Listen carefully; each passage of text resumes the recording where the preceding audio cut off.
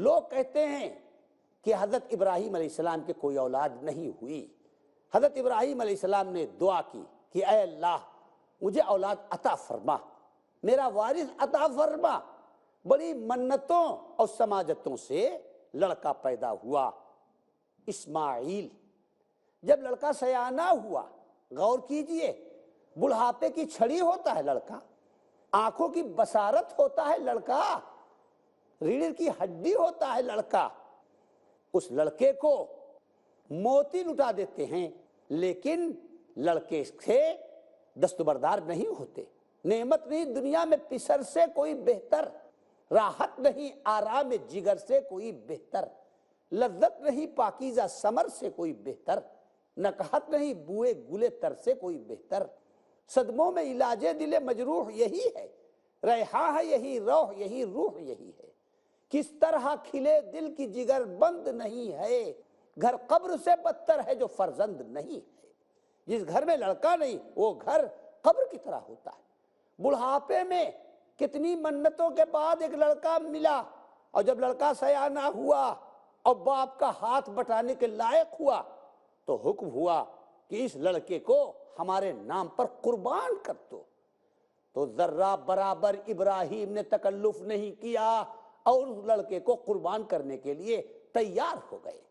یہ تھا تیسرا امتحان جو حضرت ابراہیم علیہ السلام نے دیا۔ تو یہ امتحانات اللہ تعالیٰ نے کون دنیا میں ایسے امتحانات دے سکتا ہے؟ اسی کو اللہ نے فرمایا وَإِذِ ابْتَلَىٰ إِبْرَاهِيمَ رَبُّهُ بِكَلِمَاتٍ فَأَتَمَّهُنَّ قَالَ إِنِّي جَاعِلُكَ لِلنَّاسِ إِمَامًا۔ وہ وقت یاد کرو جب ابراہیم کو اللہ نے چند باتوں میں آزمایا اور ابراہیم پورے نکلے تو اللہ نے خوش ہو کر کہا ابراہیم ہم تم کو پوری دنیا کا امام بنائیں گے۔ چنانچہ حضرت ابراہیم علیہ السلام پوری دنیا کے سردار ہیں، ان کو یہودی بھی مانتے ہیں، ان کو عیسائی بھی مانتے ہیں، اور مسلمان تو ان کو مانتے ہی ہیں، انہی کے طریقے پر ہیں۔ ناظرین وقفے کا وقت ہو گیا ہے، وقفے کے بعد اپنا عنوان لے کر انشاءاللہ پھر حاضر ہوں گے۔ السلام علیکم ورحمۃ اللہ۔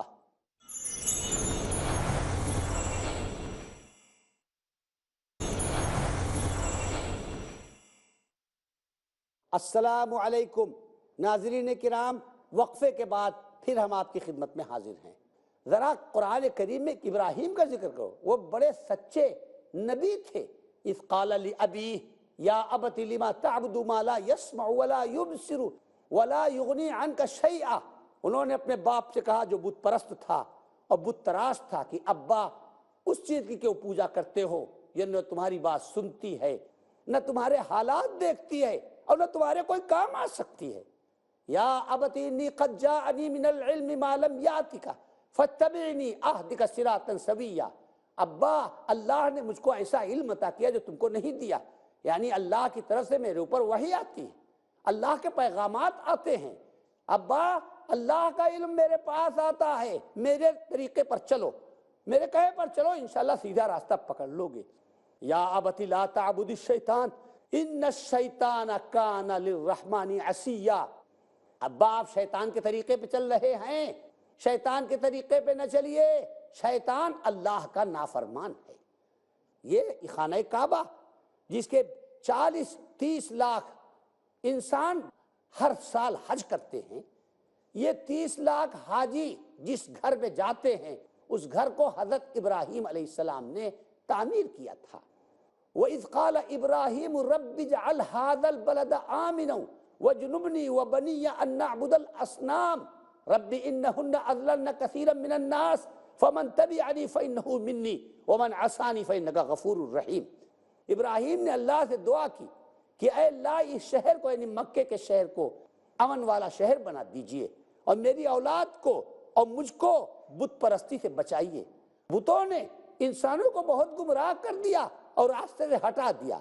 مکے میں نہ گھاس اگتی ہے، نہ پانی کے چشمے ابلتے ہیں، سوکھے پہاڑ ہیں اور ریت ہے۔ اے اللہ اس بے آب و گیا بنجر اور ریگستان میں اور سوکھی پہاڑیوں میں نے اپنی اولاد کو آباد کیا ہے۔ کس لیے آباد کیا ہے؟ دنیا کے لیے نہیں، سرسبزی و شادابی کے لیے نہیں، چین کی بنسی بجانے کے لیے نہیں۔ اے اللہ میں نے ان سوکھے پہاڑوں اور تپتی ہوئی چٹانوں کے بیچ میں اپنی اولاد کو صرف اس لیے آباد کیا تاکہ یہاں تیرا سجدہ کیا جائے۔ تو اے اللہ اب تو ان کی زندگی بچا لے اور لوگوں کے دل ان کی طرف مائل کر دے اور ان کو پھلوں کی روزی عطا فرما۔ چنانچہ حضرت ابراہیم کی دعا ہے کہ مکے میں کچھ نہیں پیدا ہوتا، لیکن حج کی بدولت مکے میں اتنی چیزیں آتی ہیں کہ دنیا کے کسی شہر کے اندر بھی وہ چیزیں مہیا نہیں ہیں۔ اے میرے پروردگار، میں نے اپنی اولاد کو یہاں آباد کر دیا ہے، اے اللہ تو نے الحمدللہ الذی وہب لی علی الکبر اسماعیل و اسحاق ان ربی لسمیع الدعاء، میرے رب نے بڑھاپے میں مجھے اولاد عطا کی، اسماعیل کو عطا کیا، اسحاق کو عطا کیا۔ حضرت سارہ کے پیٹ سے حضرت اسحاق پیدا ہوئے جو ملک شام میں آباد ہوئے، اور حضرت ہاجرہ کے شکم سے حضرت اسماعیل پیدا ہوئے جو مکے کے اندر آباد ہوئے۔ تو حاضرین کرام، یہ ہے حضرت ابراہیم علیہ السلام کی تاریخ۔ حضرت ابراہیم علیہ السلام کو قربانی کا حکم کب دیا گیا؟ اللہ تعالیٰ فرماتا ہے فلما بلغ معه السعی قال یا بنی انی اری فی المنام انی اذبحک فانظر ماذا تری، جب لڑکا باپ کے ساتھ چلنے پھرنے لگا، سیانہ ہو گیا، ہاتھ بٹانے لگا، تو ایک دن باپ نے کہا کہ بیٹا میں نے خواب میں دیکھا ہے کہ میں تم کو ذبح کر رہا ہوں، یعنی مجھے گویا خواب میں حکم ہوا ہے کہ میں تم کو اللہ کے نام پہ قربان کر دوں، تو تمہاری کیا رائے ہے؟ غور کیجئے، کالجوں میں پڑھنے والے، یونیورسٹیوں میں پڑھنے والے لڑکے کیا باپ کے اتنے فرما بردار ہوتے ہیں جتنا فرما بردار ابراہیم کا بیٹا اسماعیل تھا؟ کالجوں میں ادب نہیں سکھایا جاتا، ادب تو باپ کی نظر میں ہوتا ہے، نہ کتابوں سے نہ کالج سے نہ در سے پیدا، دین ہوتا ہے بزرگوں کی نظر سے پیدا۔ یہ فیضان نظر تھا یا کہ مکتب کی کرامت تھی؟ یہ نبی کی نگاہ کا فیض تھا یا کسی کالج کا اثر تھا کہ اسماعیل جیسا فرزند پیدا ہوا کہ باپ کی چھری کے نیچے گردن رکھ دی اور اف نہیں کیا؟ یہ فیضان نظر تھا یا کہ مکتب کی کرامت تھی؟ سکھائے کس نے اسماعیل کو آداب فرزندی؟ تو فرمایا فلما بلغ معه السعی قال یا بنی انی اری فی المنام انی اذبحک فانظر ماذا تری، بیٹا میں نے خواب میں دیکھا ہے کہ میں تم کو ذبح کر رہا ہوں، اور اس کے یہ معنی ہے کہ اللہ کا حکم ہے کہ میں تم کو خدا کے نام پہ قربان کر دوں، تو تمہاری کیا رائے ہے؟ قال یا ابت افعل ما تؤمر ستجدنی ان شاء اللہ من الصابرین، کہا ابا بیٹا باپ کے حکم سے سرتابی کرے اور باپ کے حکم کے خلاف کرے، یہ مجھ سے توقع نہ رکھیے گا، آپ کو جو حکم ہوا ہے خوشی سے تعمیل کیجئے، انشاءاللہ میں آپ کی چھری کے نیچے سے گردن نہیں ہٹاؤں گا۔ لیٹ گئے حضرت اسماعیل اور حضرت ابراہیم چھری لے کر ان کی گردن پر چرانے کے لیے تیار ہو گئے، لیکن اللہ کو تو صرف دیکھنا تھا، اللہ کو اکلوتے بیٹے کو ذبح کرانا نہیں تھا۔ فوراً اللہ تعالیٰ نے فرشتوں کو بھیجا کہ اسماعیل کو ان کے ہاتھ سے ہٹاؤ اور دمبا نیچے لٹا دو۔ چنانچہ حضرت ابراہیم نے تو چھری چلا دی، وہ تو سمجھ رہے تھے کہ وہ اپنے بیٹے کی حلق پہ چھری چلا رہے ہیں اور اس کو ذبح کر رہے ہیں، لیکن اللہ تعالیٰ کو تو بیٹے کو ذبح نہیں کروانا تھا۔ اللہ تعالیٰ نے جبریل امین کو بھیجا کہ اسماعیل کو ہٹاؤ، ان کی چھری کے نیچے سے ان کا بال بیکا نہ ہونے پائے، اور دمبا لٹا دو، اور حضرت ابراہیم جان بھی نہیں پائے اور اسماعیل کو ہٹا لیا گیا اور دمبا نیچے لٹا دیا گیا اور دمبا ذبح ہو گیا۔ اس کے بعد آواز آئی کہ ابراہیم بس تمہارا جذبہ دیکھنا تھا، بیٹے کو نہیں ذبح کرانا تھا، واقعی تم عشق کے اندر پکے ہو۔ اسی کو قرآن نے کہا ہے فلما اسلما وتلہ للجبین ونادیناہ ان یا ابراہیم قد صدقت الرؤیا انا کذالک نجزی المحسنین۔ جب ابراہیم اور اسماعیل اللہ کے حکم پر عمل کرنے کے لیے تیار ہو گئے اور بیٹے کو لٹا دیا اور چھری چلانے کے لیے آمادہ ہو گئے، تو ہم نے آواز دی کہ ابراہیم بس کرو، تم نے خواب کو سچ کر دکھایا، تم نے میرے حکم کی پیروی کی، اور اب ہم تم کو اچھا بدلہ دیں گے۔ ان ھذا لہو البلاء المبین، یہ تو ایک امتحان تھا۔ وفدیناہ بذبح عظیم، اور اسماعیل کے بدلے ہم نے دمبا ذبح کرا دیا۔ وترکنا علیہ فی الآخرین سلام علی ابراہیم رہتی دنیا تک ابراہیم کی اس قربانی کو یادگار بنا دیا ہم نے۔ اربوں مسلمان ہر سال بقرعید کے زمانے میں اربوں جانوروں کو قربان کرتے ہیں۔ حضرت عمر رضی اللہ تعالی عنہ نے ایک بختی اونٹنی قربانی کے لیے تیار کی تو حضور صلی اللہ علیہ وسلم کو بتایا گیا کہ یہ اتنی قیمتی اونٹنی ہے کہ 300 سونے کے سکے، 300 اشرفیاں، 300 گنی اس کی قیمت لگ رہی ہے۔ تو اللہ کے رسول کیا 300 گنیوں میں اس جانور کو بیچ دیا جائے اور اس کے بدلے میں 30 اونٹنیاں ملتی ہیں، ان 30 اونٹنیوں کو قربان کر دیا جائے تو 30 جانور ہو جائیں گے اور کافی گوشت ہوگا اور بہت سے غریبوں کو فائدہ ہوگا۔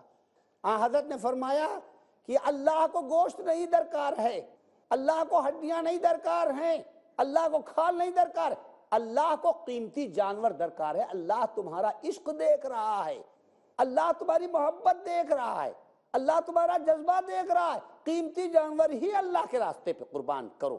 لَن يَنَالَ اللَّهَ لُحُومُهَا وَلَا دِمَاؤُهَا وَلَكِن يَنَالُهُ التَّقْوَىٰ مِنكُمْ۔ یہ گوشت اور پوست تو خدا کے نہیں پہنچتا، بلکہ تمہارا جو جذبہ ہے وہ اللہ کے یہاں پہنچتا ہے۔ تو حاضرین کرام، یہ جو ایام ذی الحجہ ہیں، یعنی پہلی ذی الحجہ سے لے کر 10 ذی الحجہ تک، پھر 11 اور 12 اور 13، ان تمام تاریخوں میں سب سے بڑا عمل ہے قربانی کرنا۔ حدیث میں آتا ہے کہ اللہ کو سب سے زیادہ پسندیدہ عمل ہے اللہ کے نام پر جانور کو قربان کرنا اور اس کا خون بہانا۔ زمین پر قطرہ گرنے سے پہلے ہی اللہ تعالیٰ کو قبول ہو جاتا ہے۔ 50 جانور رسول اللہ صلی اللہ علیہ وسلم اپنے ہاتھ سے قربان کرتے تھے۔ حضرت عائشہ سے فرماتے تھے کہ عائشہ تم چھری چلاؤ۔ کچھ لوگ یہ کہتے ہیں کہ اتنے جانور ذبح ہو جاتے ہیں اور گوشت کی افراط ہوتی ہے اور فضول خرچی ہوتی ہے، بجائے جانوروں کو ذبح کرنے کے اتنے پیسے غربا میں تقسیم کر دیے جائیں۔ ان لوگوں کو کان کھول کر سن لینا چاہیے کہ عبادت میں طرح طرح کی عبادتیں ہیں۔